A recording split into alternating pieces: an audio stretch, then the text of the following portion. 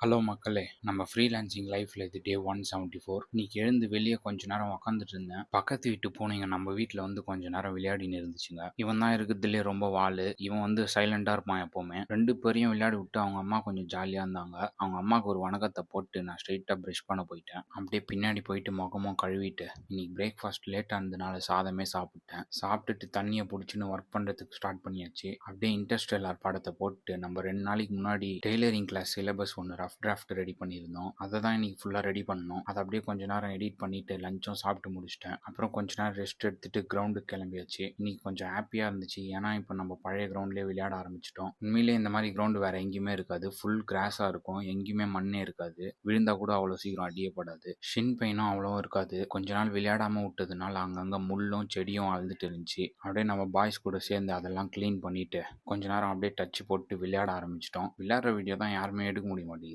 அதை எப்படியாச்சும் எடுத்து அப்கமிங் வீடியோஸில் போடுறேன். அப்படியே விளையாடி முடிச்சுட்டு வீட்டுக்கு ஒரு 7:30 மணிக்கு வந்து ரெஃப்ரெஷ் ஆகிட்டேன். அப்புறம் நம்ம வீடியோஸ் கொஞ்சம் வாய்ஸ் ஓவர் கொடுத்து எடிட் பண்ணி முடிச்சிட்டேன். இன்னைக்கு கதை அவ்வளோதான். நாளைக்கு பார்க்கலாம். பாய்.